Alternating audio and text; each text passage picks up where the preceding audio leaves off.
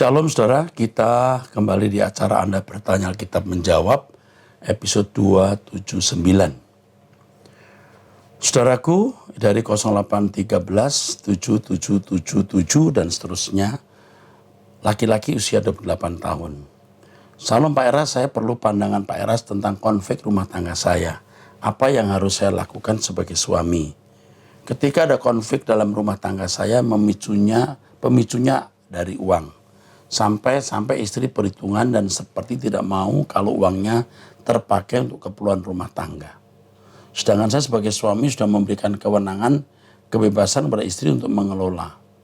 Uang hasil kontrakan yang berjumlah 120 juta setahun, ketika uang 120 juta itu untuk kebutuhan rumah tangga dan ternyata habis di tengah jalan. Sang istri seperti hitungan dan tidak bisa memahami dan mengerti.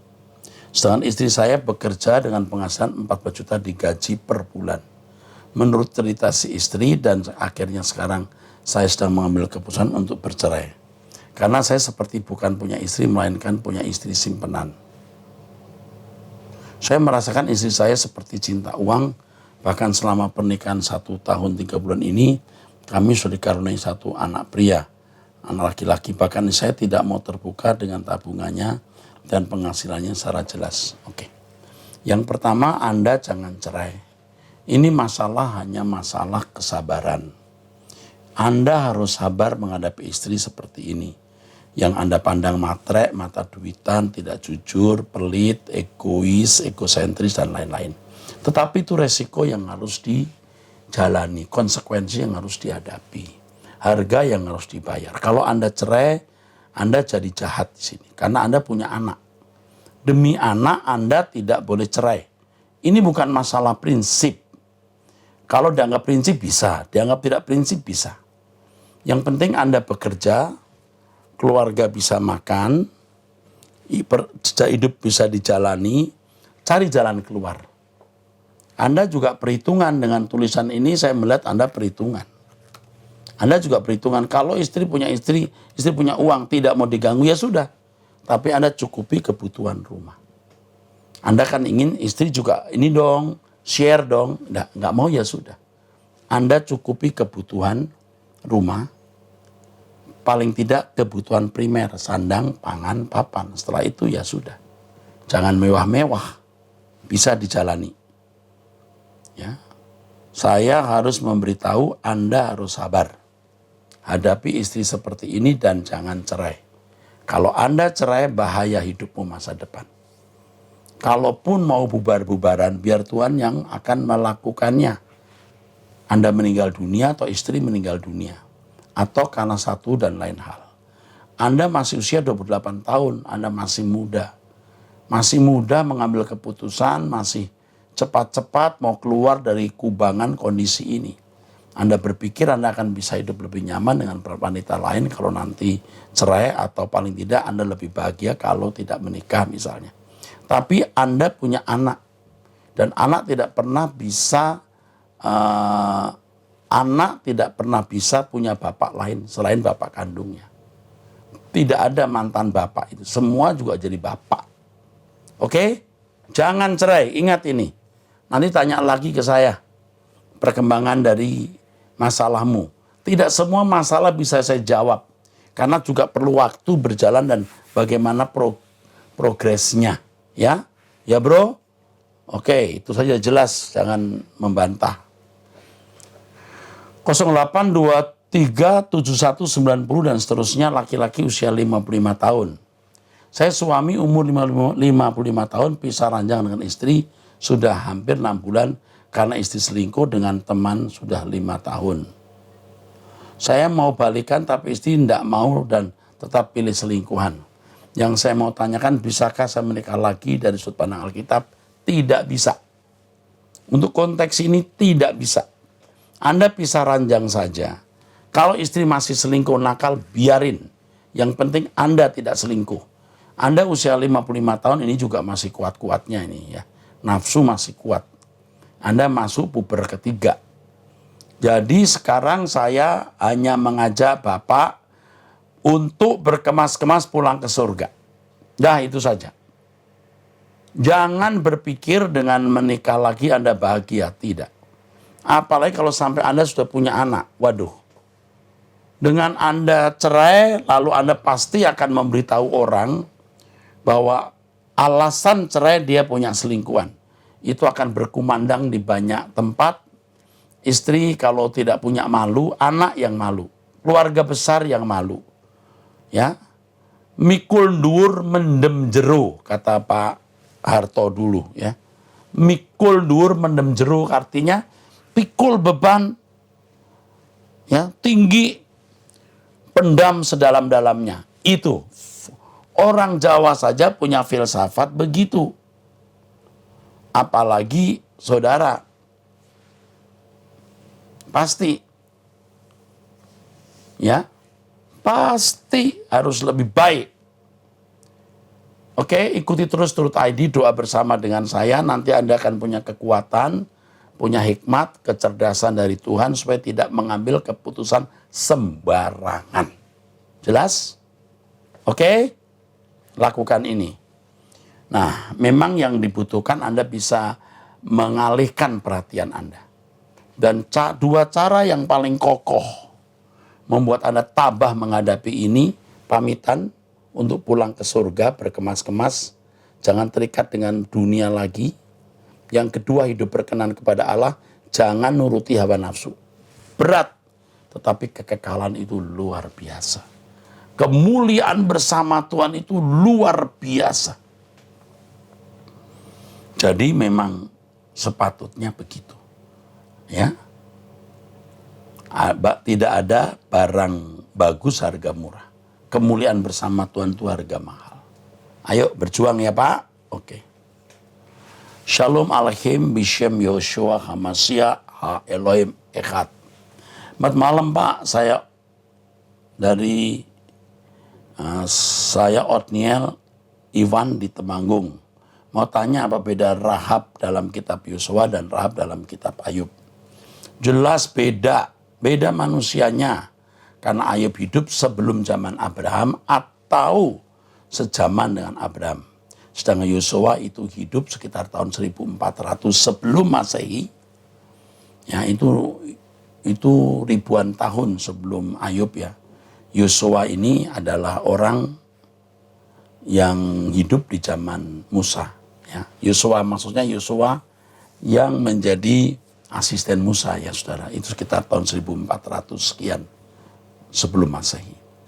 Sedangkan Ayub, Abraham itu 1000 tahun sebelumnya. Atau sekitar ya 700 tahun sebelumnya. Kira-kira gitu. Nah, tunggu sebentar ya, kira-kira ratusan tahun lah. Oke, jadi tidak sama. Baik, saya teruskan. 0817 dan seterusnya. Ibu usia 53 tahun. Ya, nggak tahu ini ibu atau bukan ini. Pokoknya wanita. Ya. Salam Pak Era, saya sedang mengalami konflik dengan sahabat saya yang buat saya stres. Saya buat kesalahan memalsukan tanda tangan teman saya saat perubahan dokumen. Tapi sebenarnya teman saya sendiri yang menyuruh. Tapi saat konflik terjadi dia nggak mau mengakui kalau dia menyuruh saya tanda tangan. Dan mengancam akan melaporkan ke perusahaan saya dan akibatnya saya bisa dipecat.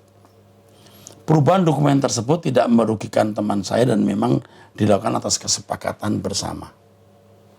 Saya meminjam uang 160 juta ke teman saya tersebut karena uang saya habis 400 juta ikut trading yang diajak teman saya tersebut. Saya sudah nyicil bayar 70 juta, kurang 90 juta.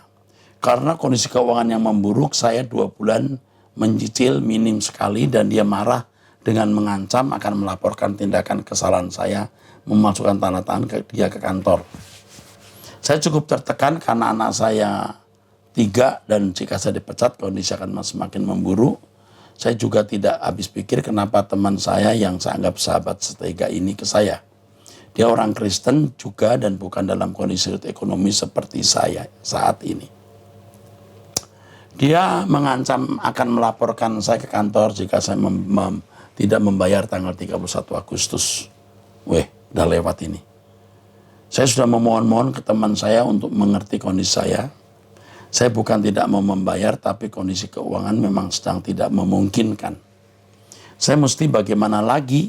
Saya bingung, saya sudah sampaikan, saya minta waktu menyicil sisa uang 10 juta sampai dengan Desember, tapi tidak digubris. Dia tahu saya sangat butuh pekerjaan, saya sehingga mengancam saya seperti itu, dengan harapan saya berusaha membayar. Saya sudah berusaha, tapi seperti saat ini belum dapat jalan. Mohon saran, saya harus bagaimana? Suami saya dan keluarga besar sudah tahu masalah ini, dan sampai sekarang belum dapat uang. Saya juga sudah jual rumah saya di satu tempat, tapi belum laku juga. Pak Eras yang baik, saya bukan orang jahat, saya meleset palsuin tanda tangan teman saya itu pun atas persetujuan dia. Karena supaya mudah tidak usah ketemu. Tapi dia ingkar sekarang, dimanfaatkan untuk mengancam saya. Saya sudah 6 tahun ikut suara kebenaran, saya datang ke GSKI dan anak saya sebelum pandemik, ya datang bersama anak ya. Sampai sekarang setia ikut ibadah Bapak dan doa pagi, sesering sekali diperlakukan seperti orang jahat seperti ini. Ini jahat nih wanita ini, temannya ini ya, teman wanita ini jahat sekali.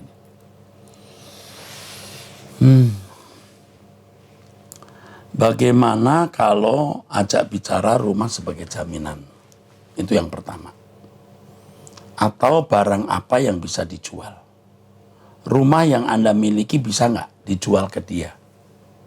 Ya, ini rumahku, kamu beli sekian, harga pasaran sekitar sekian. Kasih dia rumah itu. Lalu Anda minta uang dia atau Anda minta dicicil. Saya nggak tahu uang rumah itu harga berapa. Ini rumah di tempat itu tidak. Saya juga sudah jual rumah, sudah jual rumah tapi belum laku ya. Coba ditawarkan. Saya tidak tahu harga rumah ini berapa. Lalu bisa nggak kalau misalnya harga rumah 300 juta atau 400 juta atau 500 juta ya, you bilang ini rumah kamu beli aja 400 juta, ini harganya 500 juta di luar. Atau di luar 700, saya jual 500. Ya. Tetapi itu pun saya tidak yakin. Saya tidak yakin kalau dia tetap akan melindungi Anda. Tapi lakukan itu. Lalu beri barang yang bisa diberikan. Aku punya emas, punya berlian, punya cincin, punya mobil, kasih.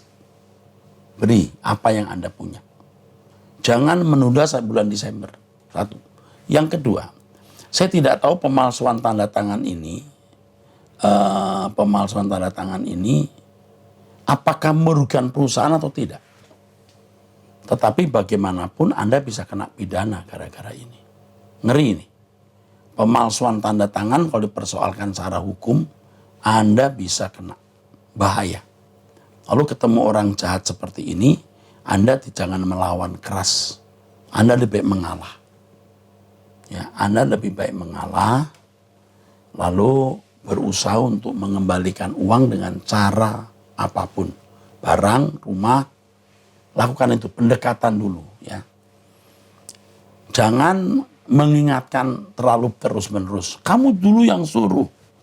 Ingatkan, tapi jangan ngotot karena Anda di pihak yang lemah. Kiranya Tuhan akan menolong Anda. Lalu kalau itu tidak mengganggu perusahaan, tidak merugikan, adalah baik kalau Anda menceritakan kepada pimpinan persoalan itu. Ceritakan kepada pimpinan. Ya itu. Lalu yang ketiga, saya ingin Anda betul-betul menghilangkan barang bukti. Jangan ada barang bukti. Kalau ada barang bukti, wah bahaya. Bahaya sekali. Jadi sebaiknya Anda barang bukti itu tidak ada lagi.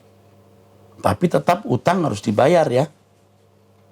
Ini nasihat-nasihat yang saya bisa berikan, tapi yang penting jangan lawan keras orang ini. Ini bisa jahat dan memasukkan tanda tangan itu bahaya. Ya, kalau ada bukti bahaya sekali. Barang buktinya harus diusahakan tidak ada. Dan kalau itu tidak memberikan perusahaan, bahkan sebenarnya melancarkan jalannya perusahaan, you bisa cerita kepada pimpinan posisi hal ini. Tapi ini jangan dulu. Karena ini masalah hutang, you harus selesaikan. Sebaiknya you jual rumah atau rumah itu you jual ke orang itu. Saya khawatir Anda itu tidak merugi. Anda mau masih mendapat keringanan, kemurahan supaya bisa lebih ada kelegaan, mengulur waktu. Padahal Anda bisa memberikan mobil apa kayak ke orang itu. Ya, Anda juga jangan pelit. Anda juga jangan tidak mau berusaha semaksimal mungkin. Anda berusaha tapi belum maksimal. Mas ada rumah, jual saja ke dia. Punya mobil, kasih saja ke dia. Paham nggak saudara? Jangan saudara sebenarnya masih punya perhiasan, emas dan lain-lain, Anda tidak berikan. Nah, itu salah. Nah, itu buat dia bisa murka itu. Ya, lakukan ini. Kiranya Tuhan menolong Anda. Saya ingatkan ya, memalsukan tanda tangan itu pidana. Jangan sampai hal ini dibawa ke ranah hukum. Oke. Tentu nomor telepon Anda akan saya jaga baik-baik, tidak boleh ada orang tahu, supaya Anda tetap aman. 0896 6251 dan seterusnya, wanita usia 31 tahun. Salam Pak Era, saya ingin sharing mengenai kehidupan saya, bahkan ingin menyampaikan kesaksian betapa bersyukurnya saya dari tahun sekitar 2019 saya ada dalam pengajaran GSKI yang sebelumnya saya di gereja lain maksudnya. Pak, saya ingin bertanya, sebelumnya saya bersyukur bisa ada dalam pengajaran GSKI ini. Sebelum saya menikah dengan suami, saat kami pacaran, kami memilih komitmen untuk bersama sampai menikah bahkan sampai tua ada dalam pelayanan di GSKI ini. Tapi setelah menikah, suami saya malah mau mengajak saya dan anak kami yang baru saat ini berusia 4 tahun dibawa ke kampung yang cukup jauh. Berusia 4 bulan ya. Dibawa ke kampungnya yang cukup jauh. Bahkan pandemi yang masih genting-gentingnya. Tapi dia tidak memperdulikan itu. Dan saya yang masih bertanggung jawab dalam mengajar saya di sekolah yang belum waktunya libur. Dia bilang saya hanya alasan. Tapi saya tidak ada melarangnya Pak untuk kampungnya. Waktu pun terus berjalan dan saat itu dia tetap ingin pergi walaupun tanpa ada saya dan bayi kami. Dan saya pun sebagai seorang istri pun bertanya kepadanya, apakah baik jika papa pergi tanpa saya, istrimu ikut dan anak kita. Dan tunggu waktu saya benar-benar sudah libur, ya, tinggal berapa bulan sih, ya kan? Dia bilang tidak usah. Jadi dia berangkat pun baik-baik pada bulan 11 2020. Dia pun pergi meninggalkan saya dan bayi kami di rumah kontrakan kami di sini. Dia berjanji akan kembali untuk pulang karena hanya ingin melihat orang tuanya. Dari bulan 11 di tahun 2021 dia pergi, dari tahun 2011 sampai dengan tahun 2021 dia pergi dan tiba-tiba datang tanggal 24 mau malam tahun baru.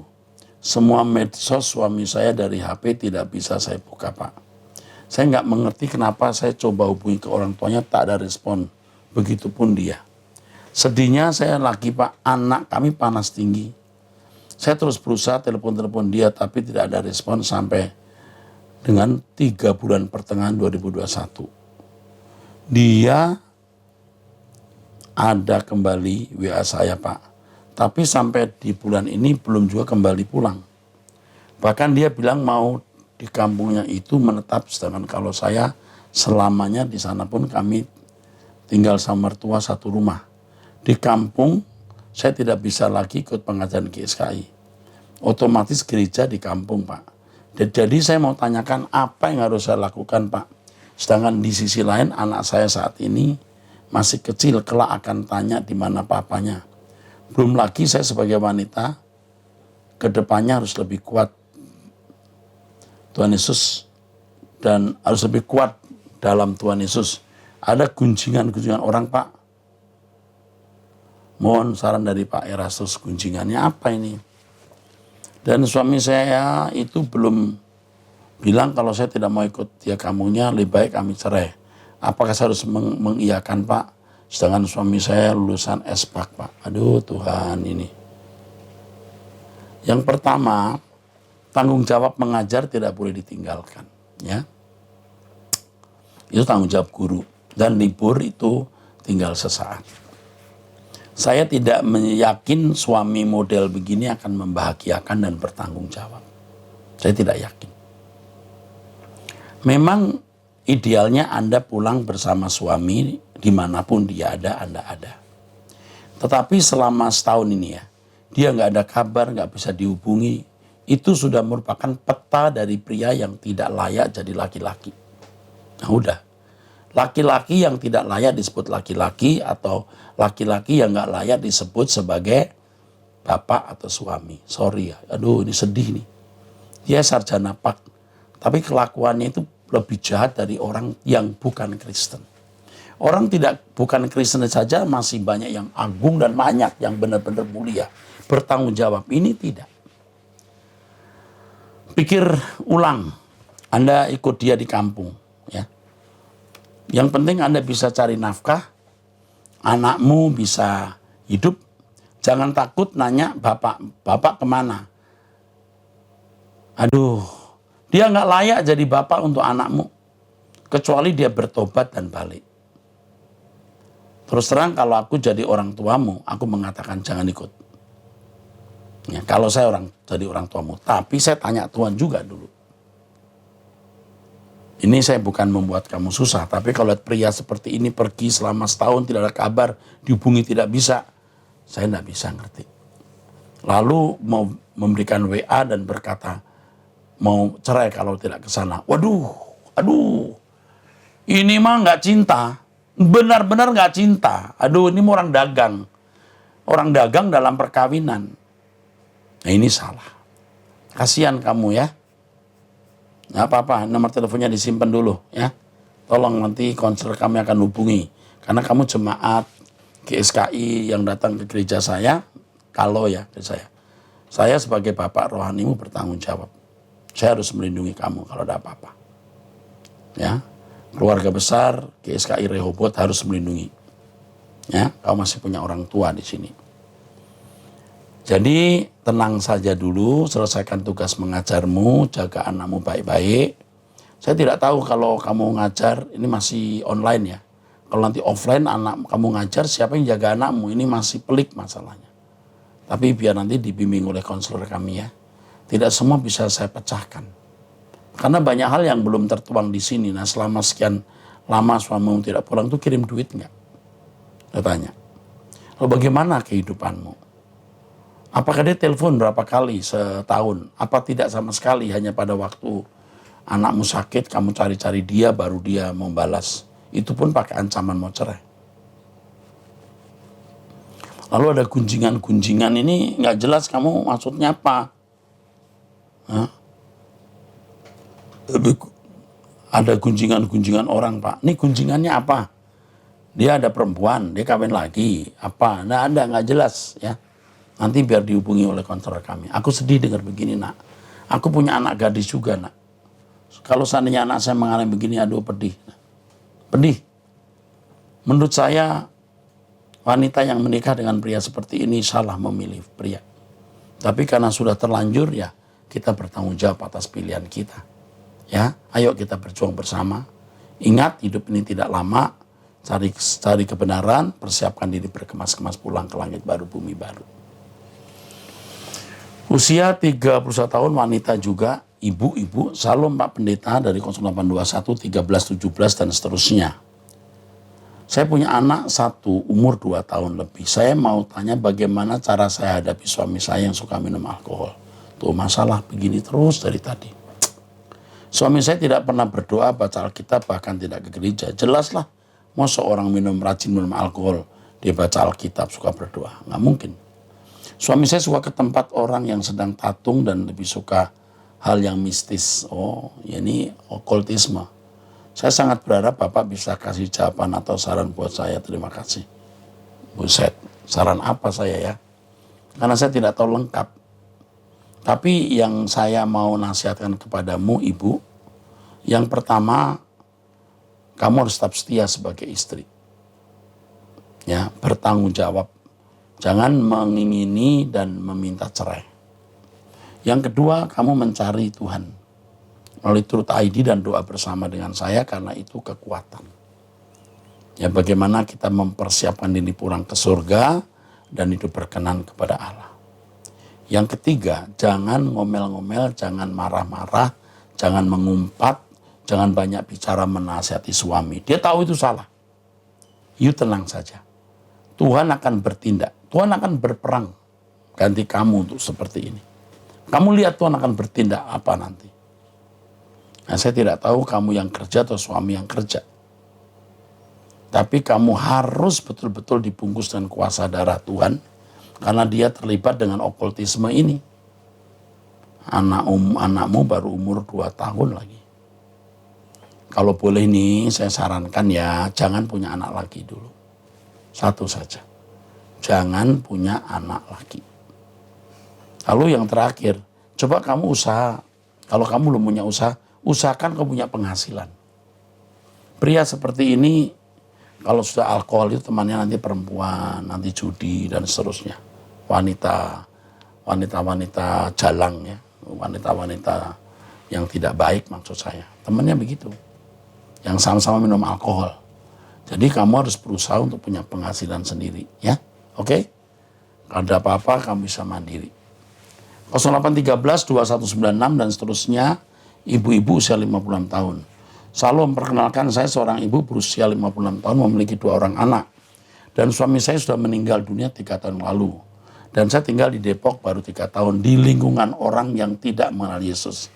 Saya merasa terberkati dengan firman yang Bapak bawakan, yang Pak Eras bawakan. Dan tiap pagi saya ikut doa pagi dan acara yang lainnya dari YouTube.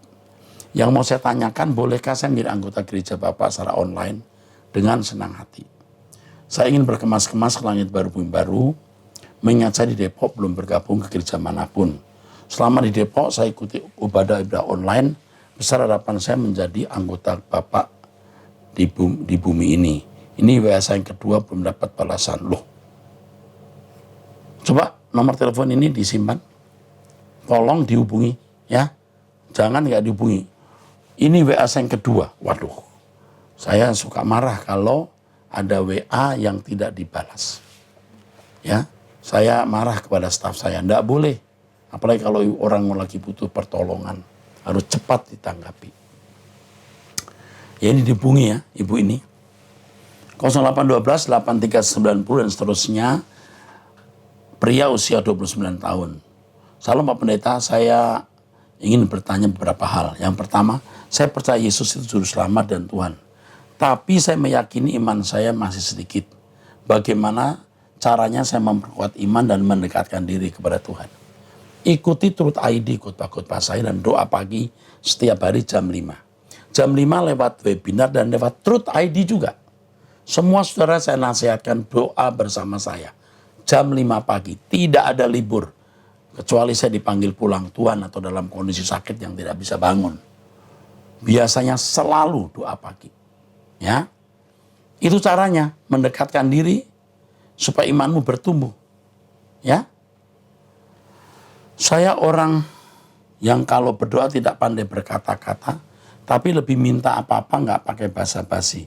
Gimana menurut Pak Pendeta dengan doa saya? Saya senang dengan kalimat ini apa? Nggak pakai basa-basi.